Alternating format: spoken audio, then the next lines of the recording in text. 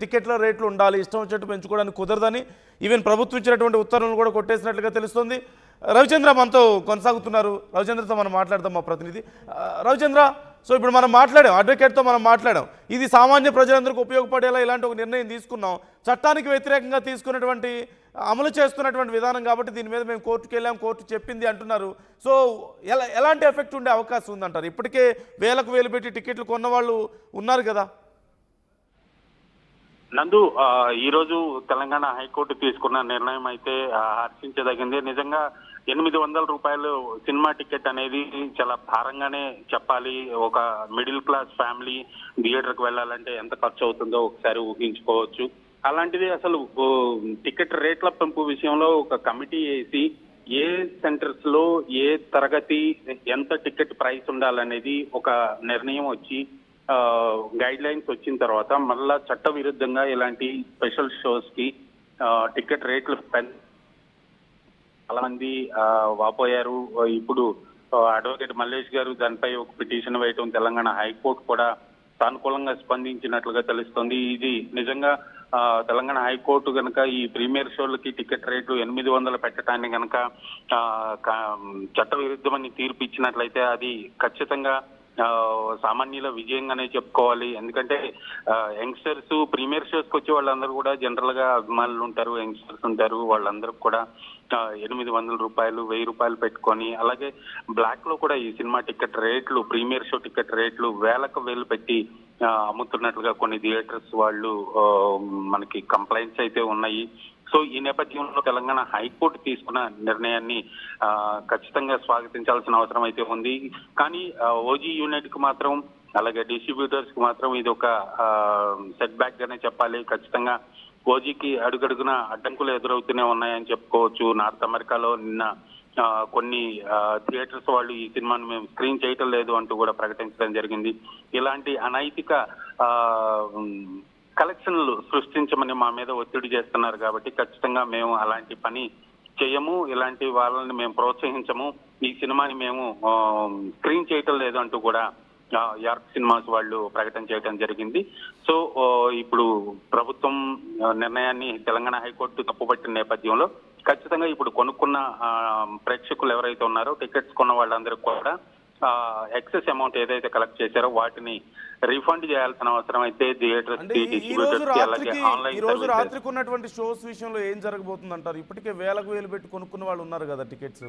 ఖచ్చితంగా ఇప్పుడు ఆన్లైన్ నుంచి కొనుక్కున్న వాళ్ళందరూ కూడా ఆన్లైన్ త్రూ పేమెంట్ రిటర్న్ వచ్చే అవకాశం ఉంది. అలాగే థియేటర్స్ నుంచి క్యాష్ కౌంటర్స్ లో కొనుక్కున్న వాళ్ళకి మాత్రం ఖచ్చితంగా థియేటర్ యాజమాన్యాలు పేమెంట్ ని తిరిగి చెల్లించాల్సిన అవసరం అయితే ఉంటుంది. నందు, ఓకే, అంటే ఇది ఇప్పుడు ఖచ్చితంగా సామాన్యులకి, ఇంతకుముందు మల్లేష్ గారితో మాట్లాడుతున్నప్పుడు హైకోర్టు అడ్వకేట్ పిటిషనర్తో ఇది సామాన్య ప్రజల కోసం లేదంటే చట్టానికి వ్యతిరేకంగా ఉంది కాబట్టి అంటున్నారు. బట్ ఇటువైపు నుంచి చూస్తే అభిమానులు ఇష్టంగా స్వతహాగా వెళ్ళి 1,30,000 పెట్టి టికెట్ కొన్న వాళ్ళు కూడా మనం చూసాం కదా ఆక్షన్లో. సో అలాంటి వాళ్ళ పర్సెప్షన్ ఎలా ఉంటుందంటారు ఈ విషయంలో?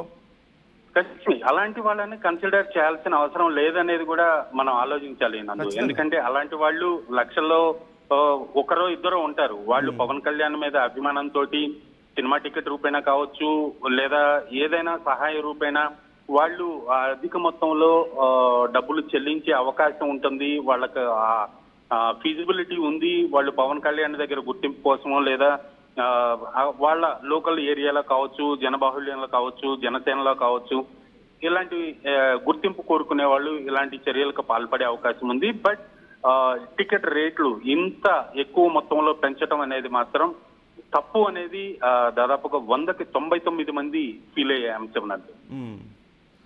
అంటే మరొకటి బయట ఖచ్చితంగా రవిచంద్ర మీరు విన్నారో లేదో, ఒక డిప్యూటీ సీఎం పొజిషన్లో ఉన్నటువంటి పవన్ కళ్యాణ్ గారు ఖచ్చితంగా ఆయన సినిమా విషయంలో కూడా ఇలా టికెట్ల రేట్ల విషయంలో ఎంత అవకాశం ఉంటే అంత తీసుకోవడానికి ఇలా ముందుకు రావడం అనే విషయం పట్ల డిఫరెంట్ ఒపీనియన్స్ బయట కనిపిస్తున్నాయి. ఆయన ఒక ఎగ్జాంపుల్గా నిలవాల్సింది అనేది చాలామంది ఒపీనియన్. ఆయన ఒక ఎగ్జాంపుల్గా ఉండి టికెట్లు నార్మల్ ప్రైస్లో తీసుకుని ఉండాల్సింది అనేది చాలామంది ఒపీనియన్. సో అంటే ఇది టోటల్గా టీమ్ ఒపీనియన్గా చూడాలా? నందు, రీసెంట్ టైమ్స్ లో టికెట్ రేట్ల పెంపు విషయంలో కావచ్చు లేదా సినిమా పరిశ్రమ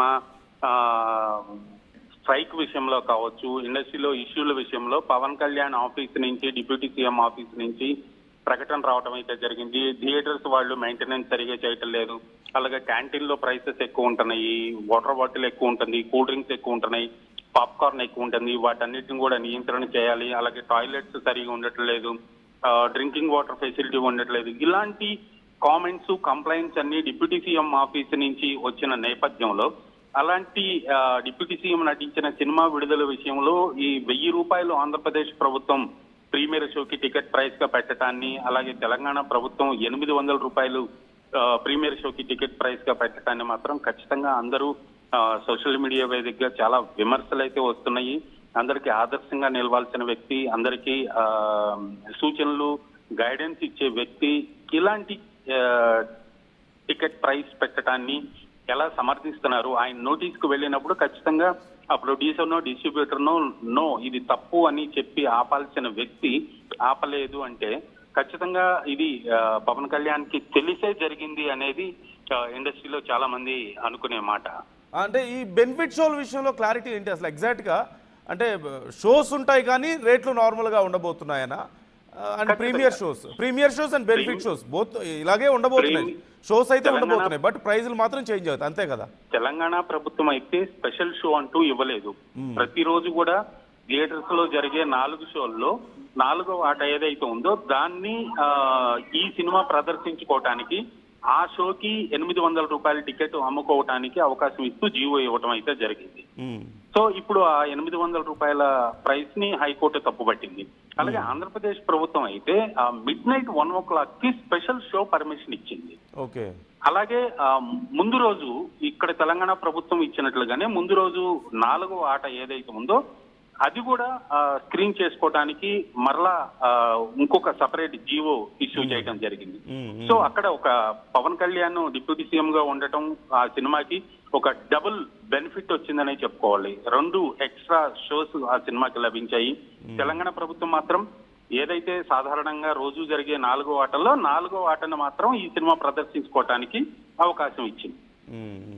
right. Thank you Ravichandra, thanks for the details. చాలా మంది రెస్పాండ్ అవుతున్నారు ఈ అంశానికి సంబంధించి. కోర్టు ఇచ్చినటువంటి ఆర్డర్స్ని అసలు మీరు ఎలా చూస్తున్నారు? అలాగే ఈ సినిమాకి సంబంధించి టికెట్ల రేట్ల పెంపు అనేది తెలంగాణ ప్రభుత్వం ఇచ్చినటువంటి జీవోని మీరు ఎలా చూస్తున్నారు? తర్వాత కోర్టు ఇచ్చినటువంటి ఆర్డర్స్ని మీరు ఎలా చూస్తున్నారు? అసలు టికెట్ల రేట్లు పెంచుకోవడానికి అనుమతి ఇవ్వాలా వద్దా? ఇలాంటి విషయాల్లో మీ అభిప్రాయాలు కూడా మాతో పంచుకోవచ్చు. చాలామంది కామెంట్స్ చేస్తున్నారు, నేను ఆ కామెంట్స్ చదివి వినిపించబోతున్నాను. అట్ ది సేమ్ టైం మీరు నాతో మాట్లాడొచ్చు అసలు కోర్టు ఇచ్చినటువంటి ఆర్డర్స్ పట్ల.